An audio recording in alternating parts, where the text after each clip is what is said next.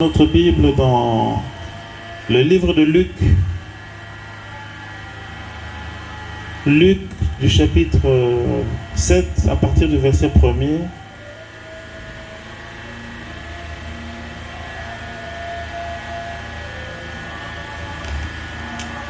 Luc chapitre 7 du verset 1er au verset 10e. Après avoir achevé tous ses discours devant le peuple qui l'écoutait, Jésus entra dans Capernaum. Un centenier avait un serviteur auquel il était très attaché et qui se trouvait malade, sur le point de mourir. Ayant entendu parler de Jésus, il lui envoya quelques anciens des Juifs pour le prier de venir guérir son serviteur. Ils arrivèrent auprès de Jésus et lui adressèrent d'instantes supplications, disant : « Il mérite que tu lui accordes cela. Car il aime notre nation et c'est lui qui a bâti notre synagogue. » Jésus, étant allé avec eux, n'était guère éloigné de la maison quand le centenier envoya des amis pour lui dire : « Seigneur, ne prends pas tant de peine, car je ne suis pas digne que tu entres sous mon toit. C'est aussi pour cela que je ne me suis pas cru digne d'aller en personne vers toi, mais dis un mot et ton serviteur sera guéri.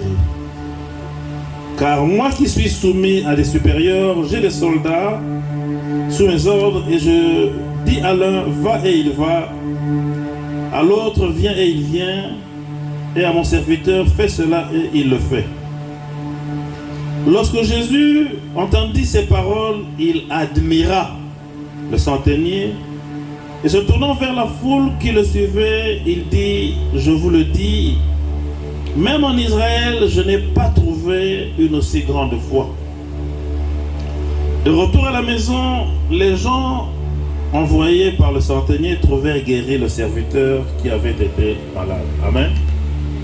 On peut s'asseoir s'il vous plaît.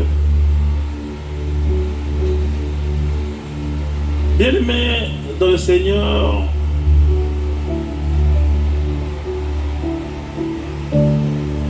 est-ce qu'il y a quelqu'un qui vient au Seigneur par intérêt, qui lève la main? Est-ce qu'il y a quelqu'un qui vient au Seigneur par intérêt, qui lève la main? Moi j'ai ma main levée parce que moi je viens au Seigneur par intérêt. Amen. Moi j'ai ma main levée parce que je viens au Seigneur par intérêt. Et même le Seigneur lui-même, quand il a créé l'homme, c'était par intérêt. Je vous dis la vérité, s'il n'y avait pas d'intérêt ici, moi je ne serais pas là. Je ne vous le cache pas. Moi je viens ici parce qu'il y a un intérêt. Amen. Alors, lorsque vous venez au Seigneur, vous devez vous attendre à recevoir quelque chose de la part du Seigneur. Vous ne venez pas gaspiller votre temps, vous ne venez pas pour rien. Moi, si j'ai quitté ma maison, j'ai fait des kilomètres pour arriver en ces lieux, c'est parce qu'il y a un intérêt dans le Seigneur. Loba, amen. Et cet intérêt-là, il est temps. Il est temps qu'on a intérêt. Amen. Il est temps qu'on commence à bénéficier des intérêts qu'il y a à servir le Seigneur. Il est temps qu'on bénéficie de l'intérêt qu'il y a à venir auprès du Seigneur. Amen. La Bible nous dit, on nous parle d'un centenier qui avait un serviteur auquel il était très attaché et qui se trouvait malade sur le point de mourir. Bien aimé, c'est une chose extraordinaire et c'est une chose, quand je lis ce passage, ça m'édifie. Nous, on ne s'attache pas à nos serviteurs, on n'aime pas nos serviteurs, en général on les méprise. Beaucoup de serviteurs sont méprisés. Beaucoup de gens qui travaillent, ils sont au salaire pas moto. Ils sont méprisés.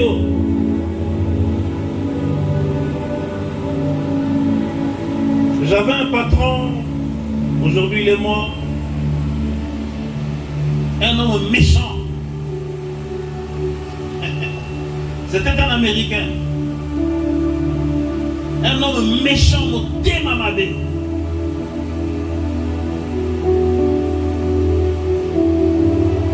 Jusqu'à tel point que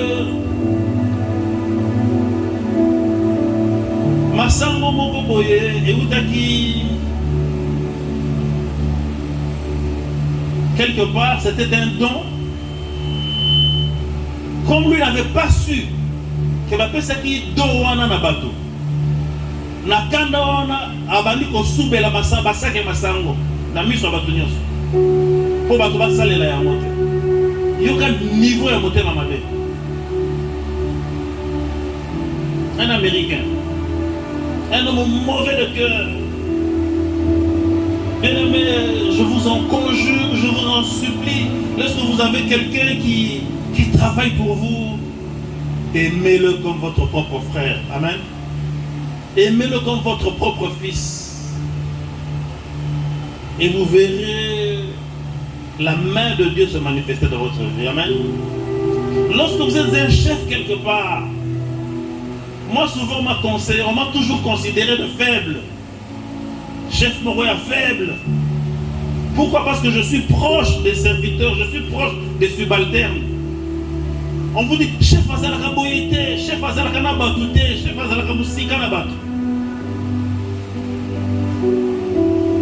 Soyez proches de vos subalternes, aimez vos serviteurs. Amen. C'est ce que la parole de Dieu nous enseigne.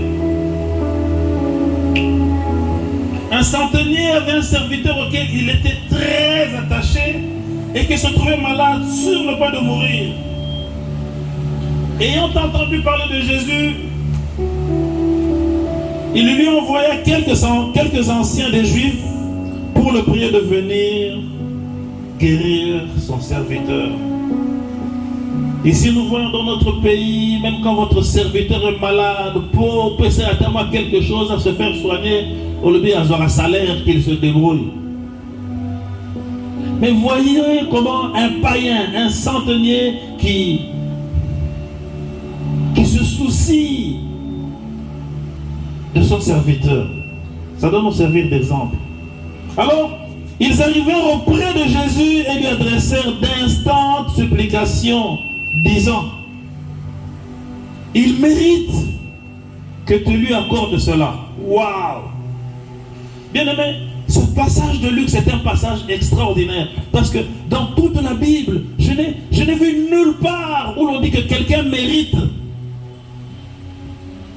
que Jésus fasse quelque chose pour lui. Il mérite. Incroyable. Et à partir de ce passage, je comprends que en venant en Jésus, on peut mériter quelque chose. Amen. Il faudrait que les anges puissent plaider pour toi pour dire, Seigneur, cet homme mérite. Cet homme mérite.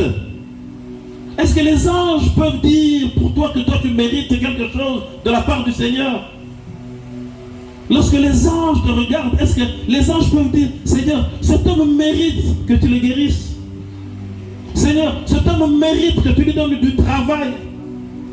Cet homme mérite que tu lui donnes un mariage. Est-ce que tu mérites?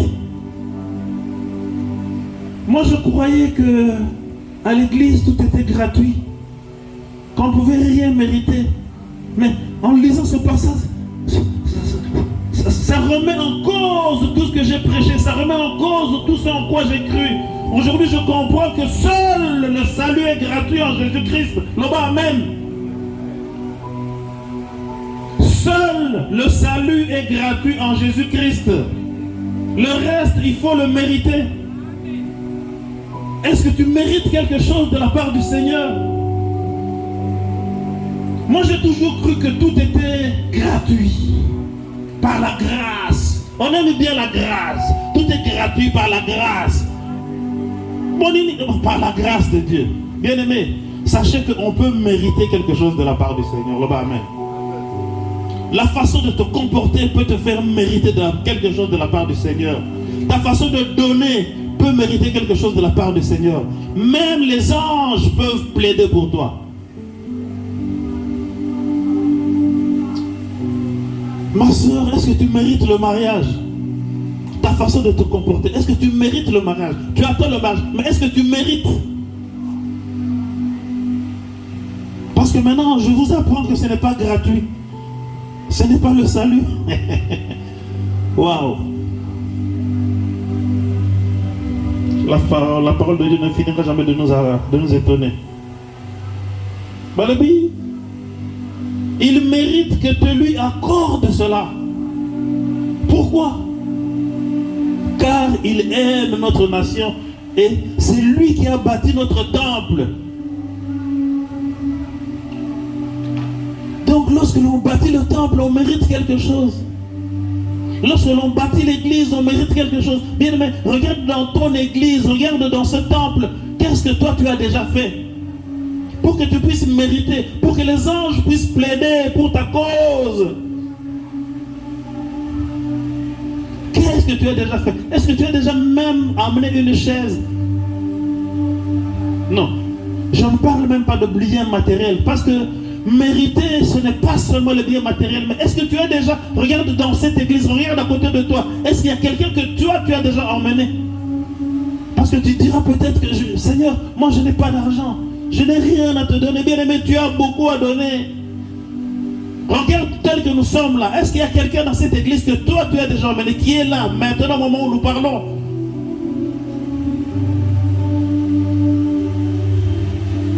Je vous ai déjà raconté l'histoire d'un papa qui venait de loin pour balayer l'église à Limité, à la première rue. Il avait le salut gratuit par la grâce.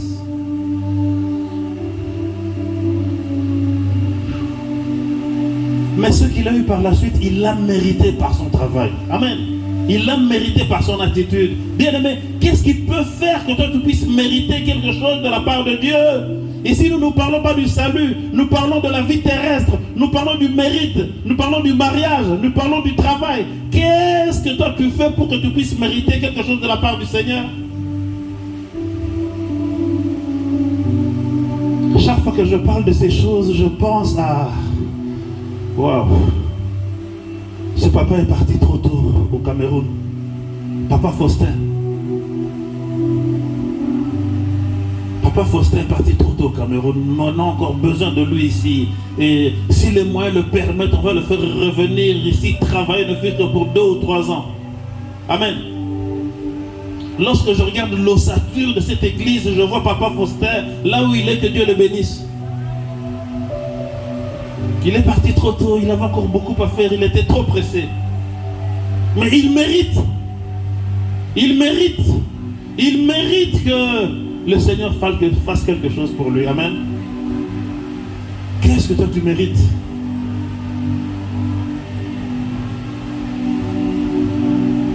Je remercie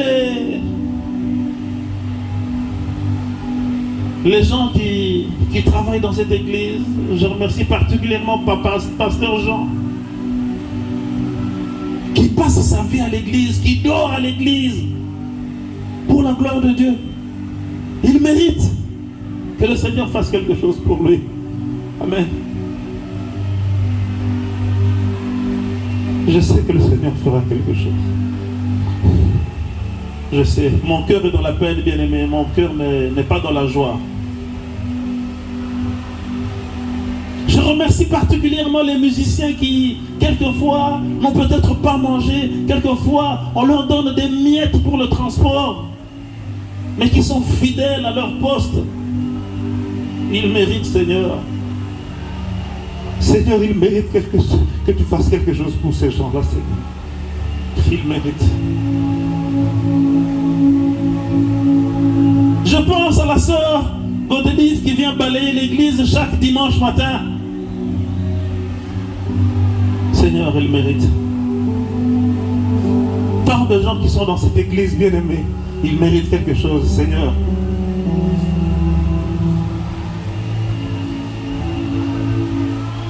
Bien-aimé, on a semé pendant toute une année et il est temps que les gens qui méritent commencent à bénéficier.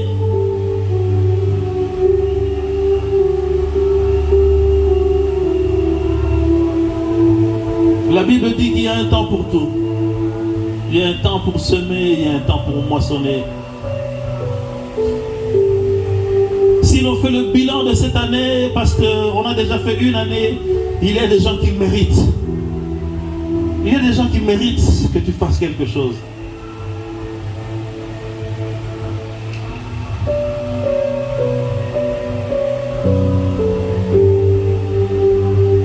Ils arrivèrent auprès de Jésus et lui adressèrent des instances, supplications, disant, il mérite que tu lui accordes cela, car il aime notre nation.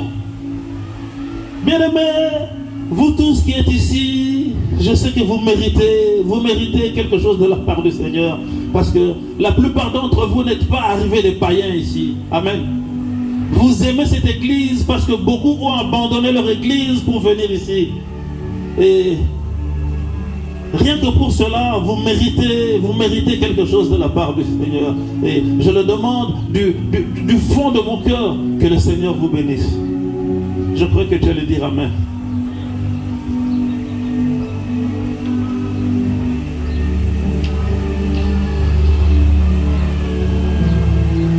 Il aime notre nation et c'est lui qui a bâti notre synagogue. Jésus étant allé avec eux, n'était guère éloigné de la maison quand le centenier envoya des amis pour lui dire, Seigneur, ne prends pas tant de peine car je ne suis pas digne que tu entres sous mon toit. Bien aimé, si on lit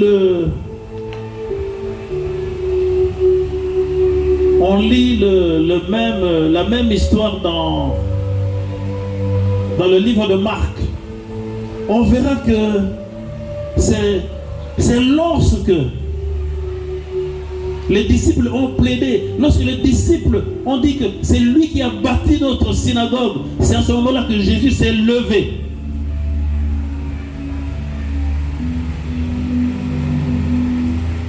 Bien-aimé, qu'est-ce que les anges vont dire de ta part pour que Jésus se lève et fasse quelque chose en ta faveur? Parce que si nous sommes là, c'est parce que nous attendons quelque chose de la part du Seigneur. Moi, j'attends quelque chose de la part du Seigneur. Je sais que j'ai déjà beaucoup reçu. Depuis qu'on a commencé à bâtir cette église, ma vie a été transformée. Je me rappelle... il n'y a pas très longtemps, on dormait à l'église en Ngab avec Papa Jean. On passait des nuits, on mangeait dans les maléwas. On criait au Seigneur, on disait Seigneur, dis un mot, Seigneur, dis quelque chose, afin que ma vie puisse être transformée.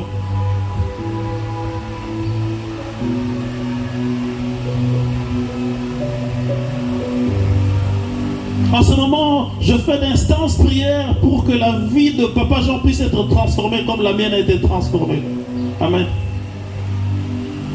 Pour que la vie de vous tous qui servez dans cette église puisse être transformée. Aujourd'hui, je prêche avec mon cœur, je prêche avec mes larmes, afin que votre vie aussi puisse être transformée. Parce que la Bible me dit que le Seigneur a un plan merveilleux pour chacun d'entre nous. Et il est temps. Dis à ton voisin, il est temps. Il est temps. C'est le temps de la récolte, bien-aimés. Il est temps. Car vous tous qui êtes là, vous méritez quelque chose de la part du Seigneur. Certains ont déjà commencé à cueillir, certains ont commencé déjà à voir de la lumière, certains ont déjà commencé à voir leur vie être transformée, mais ce n'est qu'un début. Ce n'est qu'un début. Tout le monde a droit à la bénédiction dans cette église. Et je crois que depuis qu'on a commencé, ça fait une année, je n'ai jamais parlé de la bénédiction dans cette église, mais si le Seigneur me demande d'en parler, c'est parce qu'il est temps. Il est temps que chacun commence à recevoir sa part. Mais bien aimé, ne faiblissez pas. Ne faiblissez pas dans la prière, bien aimé, parce que c'est au moment de la récolte que les gens faiblissent. Ceux qui ont moissonné, la plupart du temps, ne font pas la récolte. Ce sont d'autres personnes qui viennent pour récolter. Bien-aimés, je vous en prie, ne faiblissez pas. Et vous allez voir la main de Dieu se manifester dans votre vie.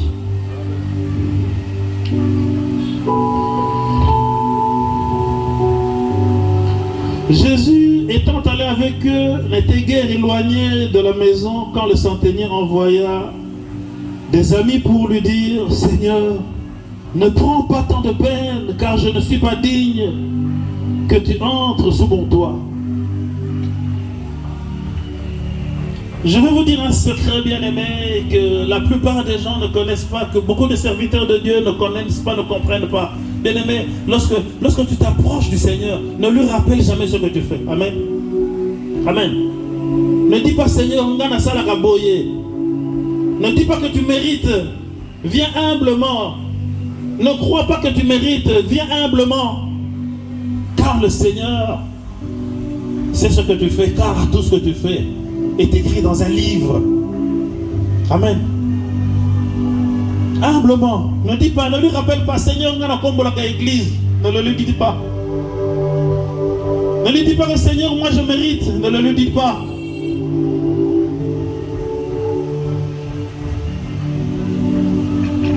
Dimanche passé, j'étais stupéfait, j'étais étonné, j'étais dans la joie de voir Papa Boloa qui nous a emmené 4 personnes.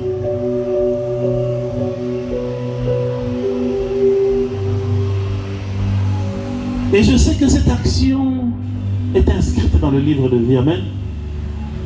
Ce sont des choses que Dieu n'oublie pas. Quand vous amenez une vie à Christ, c'est plus que celui qui donne $1 million. Laisse-moi te dire la vérité. Tu te dis peut-être que je n'ai pas d'argent. Qu'est-ce que je peux faire pour mon église? Quand je regarde dans mon église, je n'ai rien emmené, même pas une chaise, même pas. Mais si tu as emmené une seule âme qui reçoit le Seigneur Jésus-Christ comme Seigneur et Sauveur, bien-aimé, sache que ce que tu as fait est beaucoup. Mais ne faiblis pas. Ne t'enorgueillis pas. Continue et tu verras la main du Seigneur se manifester dans ta vie.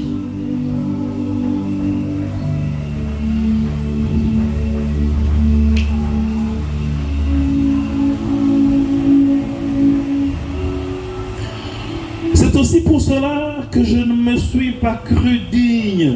Amen. Beaucoup de gens croient qu'ils sont dignes. Bien aimé, personne n'est digne. Même si le ciel dit que tu mérites, même si les anges plaident pour toi afin que tu mérites, mais toi quand tu viens au Seigneur, dis toujours: Seigneur, je ne mérite pas. Amen. Viens humblement.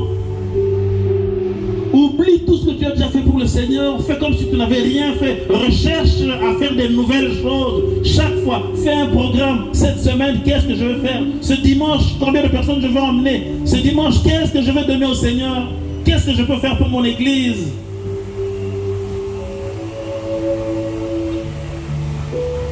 J'ai remarqué que beaucoup de gens commencent à venir en retard. Bien aimé, laisse-moi te dire qu'il y a une bénédiction pour ceux qui viennent tôt. Amen. Il y a une bénédiction extraordinaire pour ceux qui louent l'Éternel. Parce que la Bible dit qu'il siège au milieu de nos louanges. Mais quand toi tu viens juste au moment de la prédication, bien aimé, tu as raté beaucoup de choses. Tu as raté la présence du Seigneur. Je crois que parmi nous tous qui sommes ici, c'est moi qui habite le plus loin.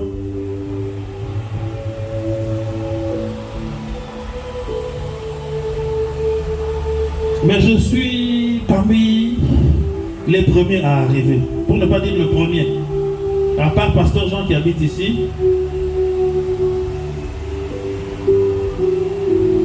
J'arrive le premier. À part peut-être la sœur Godelive qui vient balayer l'église à 5h30 du matin. Hein? Il faut le faire, hein? C'est pas donné à tout le monde. Seigneur, sœur, que Dieu te bénisse. Mais vous qui habitez à côté,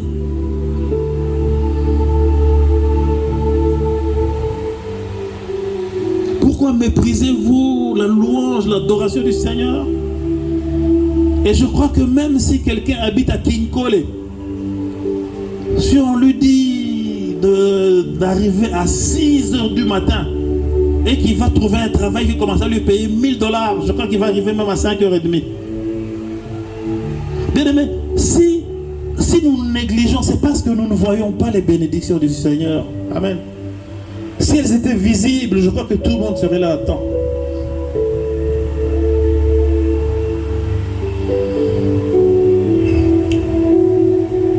C'est aussi pour cela que je ne me suis pas cru digne. Bien-aimé, est-ce que tu te crois digne? Moi, je te dis que tu es digne. Moi, je peux te dire que tu mérites. Chaque soir, chaque matin, quand je pleure, quand je prie au Seigneur, je dis, Seigneur, il mérite. Il mérite que un seul regard de ta part pour que sa vie puisse être transformée.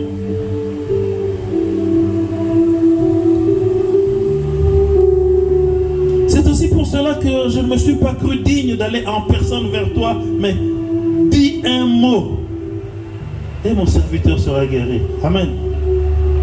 Bien-aimé, le thème de ce matin, c'est dis un mot.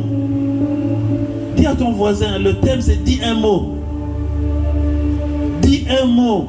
Bien-aimé, il suffit d'un seul mot de la part du Seigneur pour que ta vie puisse être transformée. Mais qu'est-ce qu'il faut pour que le Seigneur dise ce mot? Qu'est-ce qu'il faut que le Seigneur... Qu'est-ce que tu dois faire pour que le Seigneur dise ce mot? Pourquoi est-ce que le Seigneur ne dit pas ce mot? Est-ce que le Seigneur doit attendre que les anges viennent plaider pour ta faveur? Est-ce que le Seigneur ne voit pas ce que toi tu fais? Pourquoi je n'entends plus le piano? Frère, tu commences à faiblir. Tu es fatigué. Il y a un enfant ce matin qui a dit qu'il va jouer au drum. Mon fils, que Dieu te bénisse. Mon fils, que Dieu te bénisse abondamment. Il a vu qu'il n'y avait personne pour jouer au drum. Il a dit, papa, moi je vais jouer au drum. Et il est parti, il s'est assis. Et je sais que le Seigneur le bénira pour cela. Amen.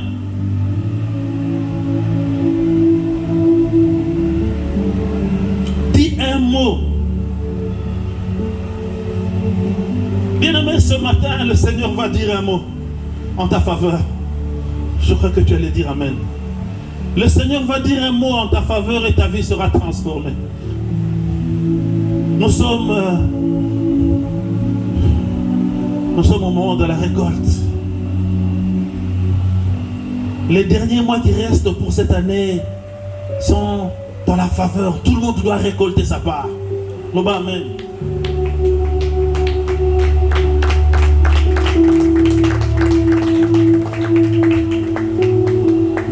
Car moi qui suis soumis à des supérieurs, j'ai des soldats sous mes ordres, et je dis à l'un va et il va, à l'autre viens et il vient, et à mon serviteur fais cela et il le fait. C'est un acte de foi. Bien-aimé, est-ce que tu crois que le Seigneur peut changer ta vie? J'ai entendu un seul Amen. Je repose la question. Bien-aimé, est-ce que tu crois que le Seigneur peut changer ta vie?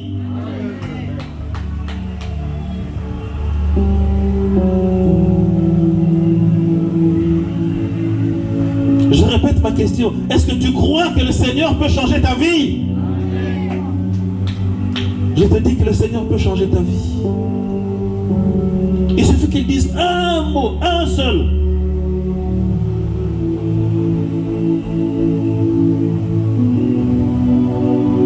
Je me rappelle, lorsque j'étais dans les difficultés, j'ai été voir mon frère, le gouverneur de la ville de Kinshasa. Je lui ai dit, si tu dis un mot, et ma vie sera transformée. Il a dit, non, Dieu ne dit pas ça. Bien-aimé, si le gouverneur, si le président de la République peut transformer ta vie en un seul mot,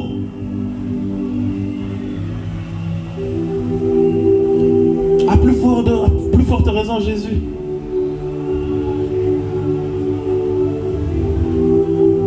À l'époque, il n'était même pas encore gouverneur de la ville de Kinshasa.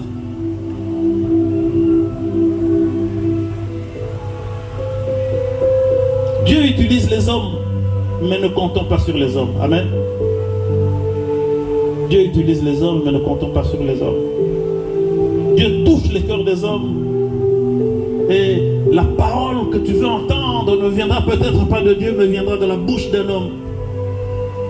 Il suffit qu'il dise à son directeur de cabinet, fais ça pour lui et ta vie est transformée. Amen. Il suffit qu'il dise à son protocole, fais ça pour lui et ta vie est transformée. À plus forte raison Jésus.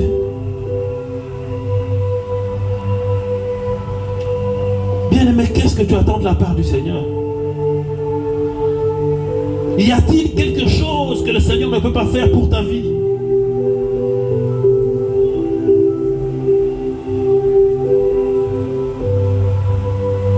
Je parle à un homme qui est ici. Cet homme était riche. Vous ne le savez peut-être pas. Il était venu d'Europe. Il a acheté des maisons. Il a acheté des voitures. Il était venu pour prendre sa fiancée et repartir en Europe.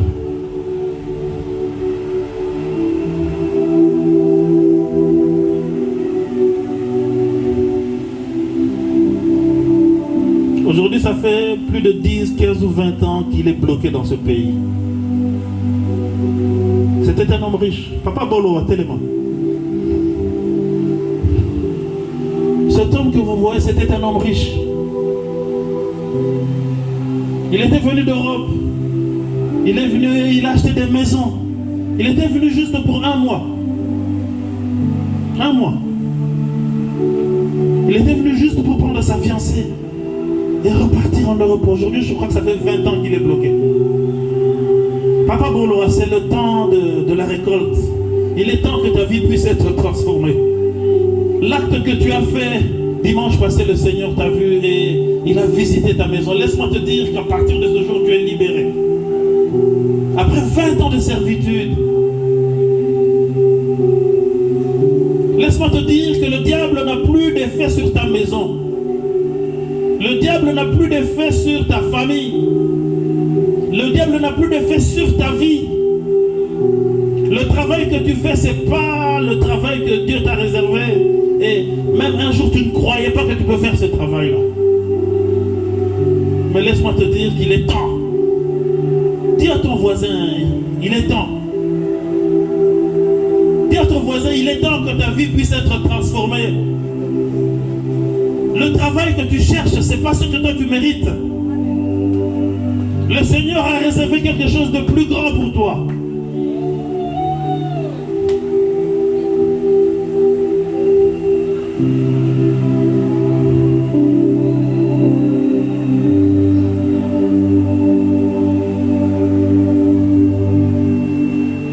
Lorsque Jésus entendit ces paroles, il admira le centenier. Et se tournant vers la foule qui le suivait, il dit, je vous le dis, même en Israël, je n'ai pas trouvé une aussi grande foi. Bien-aimé, ce passage de Luc ne continuera jamais de m'étonner, ne terminera jamais d'étonner. C'est la seule fois dans toute la Bible où l'on dit que Jésus a admiré quelqu'un. Jésus n'a jamais admiré personne sauf ce centenier. Bien-aimé, qu'est-ce qu'il a fait pour que Jésus puisse l'admirer? Était-il spécial? Qu'avait-il de particulier pour que Jésus puisse l'admirer et ça puisse rester écrit dans les Écritures? On ne connaîtra jamais son nom. On sait juste que c'était un centenier et Jésus l'admira. Bien-aimé, laisse-moi te dire que Jésus peut aussi t'admirer. Amen. Laisse-moi te dire que Jésus peut aussi t'admirer. Mais pourquoi est-ce que Jésus l'a admiré? La première fois que j'ai lu ce passage, j'ai cru que Jésus l'a admiré parce que c'est lui qui avait construit la synagogue. C'est ce qu'on nous enseigne toujours. Jésus l'a admiré parce que c'est lui qui a bâti le temple de Dieu. Bien-aimé, laisse-moi te dire que ce n'est pas seulement à cause de ça. Ça compte aussi. Ça compte aussi.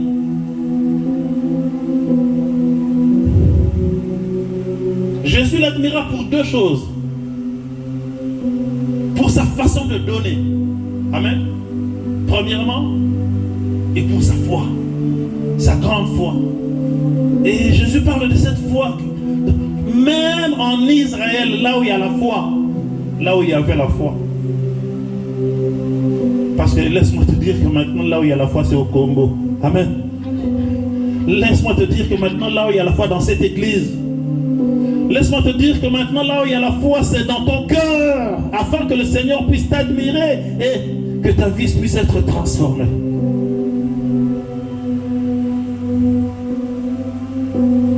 Et le Seigneur l'admira. Bien-aimé, est-ce que le Seigneur peut t'admirer? Je sais que tu es belle. Je sais que tu es beau. Mais le Seigneur ne va pas t'admirer à cause de cela. Amen. Le Seigneur va t'admirer parce que tu fais quelque chose pour son œuvre. Et le Seigneur va t'admirer pour ta foi. Deux choses. Qu'est-ce que tu fais pour le Seigneur? Qu'est-ce que tu donnes pour le Seigneur? Et quelle est ta foi?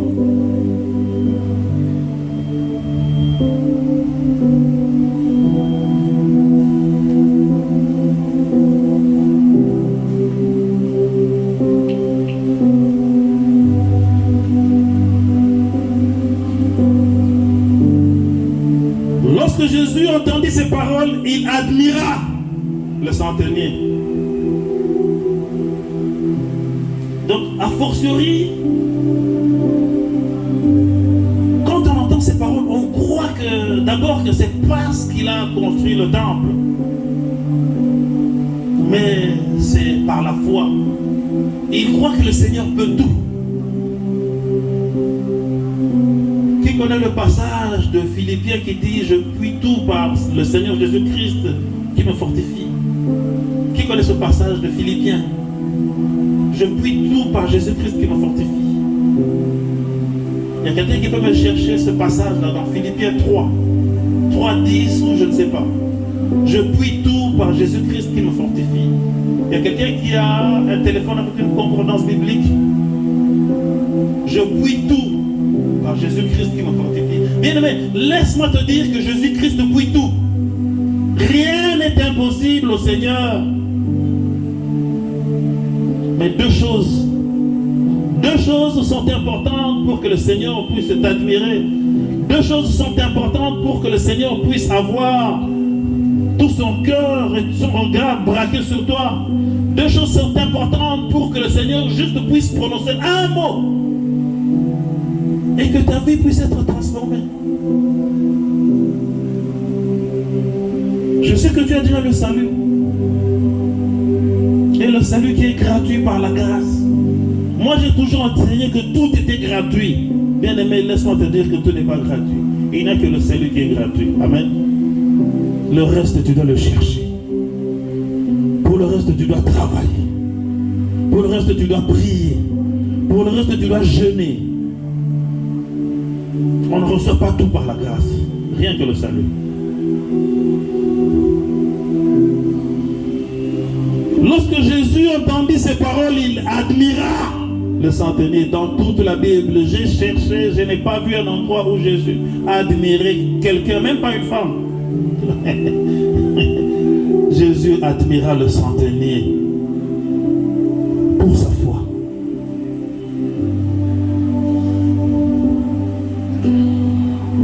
Et se tournant vers la foule qui le suivait, il dit, je vous le dis, même en Israël, je n'ai pas trouvé une aussi grande foi. Bien-aimés dans le Seigneur, le thème de ce matin est dit un mot.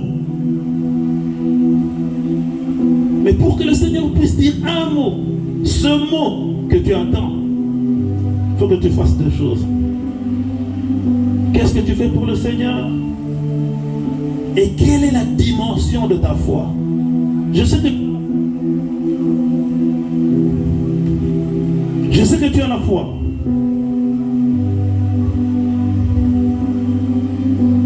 Mais la dimension de ta foi n'est pas la dimension que Dieu recherche. Lorsque tu cherches de toutes petites choses, bien-aimé, non, élève ta foi, agrandis ta foi. Dieu peut faire plus que ce que toi tu attends. Mais je t'en supplie, bien-aimé, ne faiblis pas. Reprends ton zèle, le zèle avec lequel tu as commencé à travailler, même pas dans cette église, mais lorsque tu as connu le Seigneur.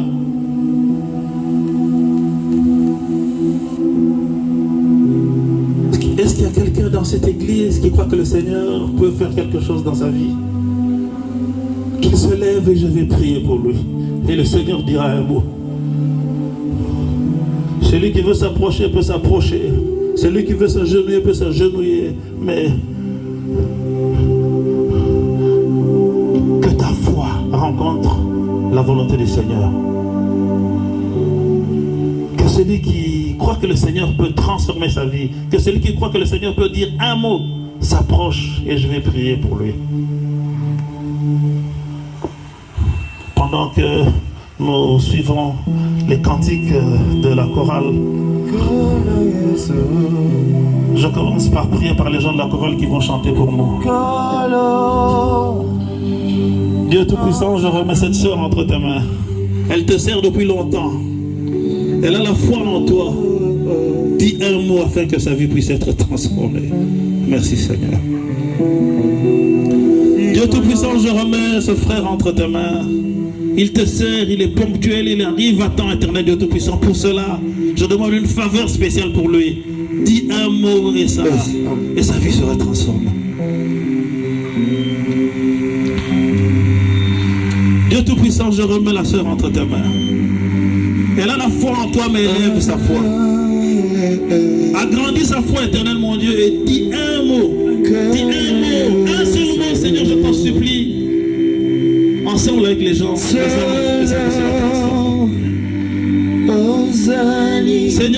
mets la scène entre tes mains. Elle a la foi, éternel mon Dieu, elle a le courage, éternel de Tout-Puissant. Elle est à ton service, mais dis un mot et sa vie sera transformée. Dieu Tout-Puissant, je remets la sœur entre tes mains. Elle a la foi, elle t'aime, elle te connaît, elle te sert. Remets son zèle, le zèle avec lequel elle a commencé, afin que tu puisses dire un mot, et que sa vie puisse être transformée. Dieu Tout-Puissant, je remets le fiacre entre tes mains. Et il se sert, il te connaît. Augmente sa foi, ouvre-lui ses voies, et dis un mot, afin que sa vie puisse être transformée. Dieu Tout-Puissant, je remets le frère Samuel entre tes mains. Il est temps, éternel mon Dieu, il est temps que sa vie puisse être transformée. Il te connaît, il te sert de sa façon, éternel mon Dieu. Et dis un mot, et sa vie sera transformée.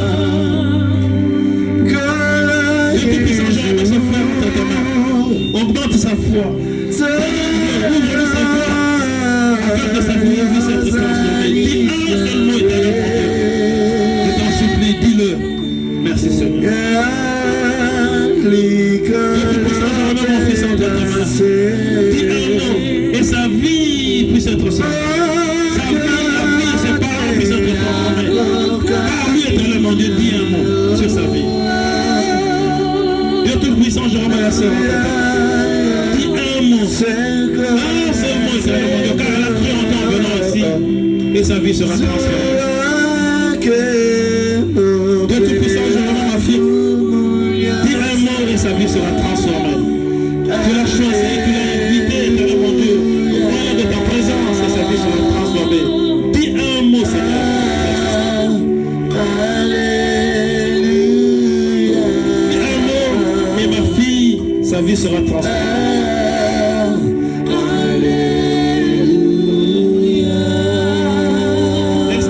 Et sa vie. Il a la foi, car sa présence ici démontre de sa foi, éternel mon Dieu. Ouvre ses horizons, dis le mot qu'il attend, et sa vie sera transformée. Je remets demain. Il a accompli ton œuvre en invitant des gens dans cette église, éternel mon Dieu. Des gens qui ne t'avaient peut-être jamais connu, des gens qui ne t'auront peut-être jamais reçu. Il est temps que tu restaures sa vie. Qu'il récolte au centuple par rapport à ce qu'il a eu auparavant. La richesse qu'il avait d'éternel, mon Dieu, parce qu'il ne te connaissait pas. Je ne sais pas de quel moyen il l'avait eu, mais cette fois-ci, éternel, mon Dieu, restaure sa vie. Dis-le, ta vie sera transformée.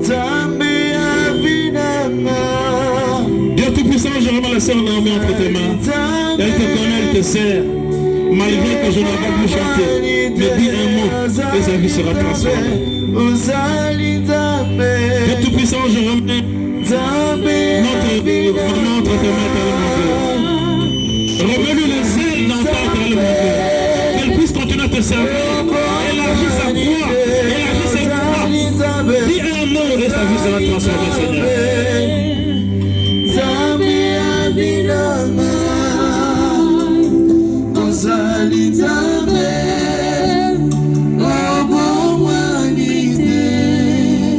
Dieu Tout-Puissant, je remets les frères de notre groupe d'adoration entre tes mains. Oui, éternel mon Dieu, dis un mot et leur vie sera transformée. Chacun dans ses capacités. Élargis leur foi, éternel mon Dieu. La Bible dit que tu as un plan merveilleux pour chacun d'entre nous. Mais éternel Dieu Tout-Puissant, il est temps. Il est temps, éternel mon Dieu, car ils t'ont servi avec fidélité pendant toute une année.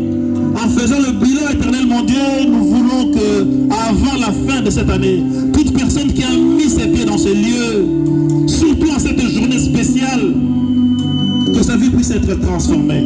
Je plaide ensemble avec les anges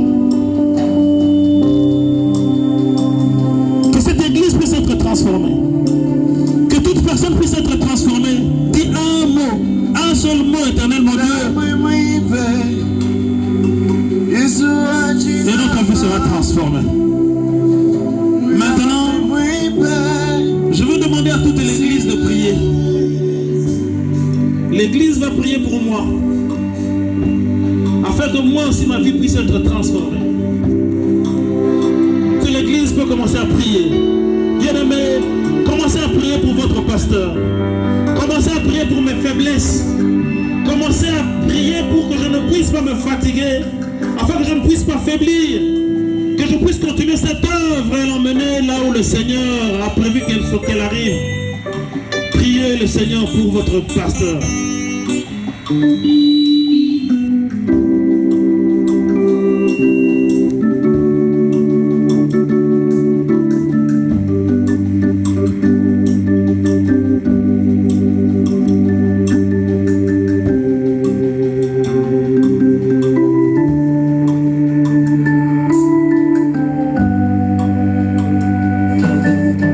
Dieu Tout-Puissant, éternel Dieu d'amour, toi, Seigneur, c'est toi qui nous guides dans nos prédications, c'est toi qui nous guides dans des thèmes, éternel mon Dieu. Tu connais le moment qui est favorable pour chaque œuvre, éternel Dieu Tout-Puissant. Mardi passé, nous avons prié pour les chômeurs. C'était sous ta directive parce que je ne l'ai jamais fait depuis qu'on a commencé cette église. Aujourd'hui, tu as donné encore une autre directive. Tu as donné cette directive que nous commençons désormais à prier dehors pendant cette période de saison sèche. Tu sais pourquoi? Nous ne faisons que suivre ce que tu nous demandes de faire, éternel Dieu Tout-Puissant. Nous n'avons pas à comprendre, nous ne cherchons même pas à comprendre, mais nous voulons juste exécuter. Et je sais que toi tu veux voir la dimension de notre foi. Le dimanche prochain peut-être que nous serons sous le soleil, mais nous savons que sous ce soleil toi tu vas nous bénir. C'est ça que je te demande, éternel mon Dieu. Dis un mot, un seul mot, et notre vie pourrait être transformée. Merci Seigneur. Amen. Que Dieu vous bénisse.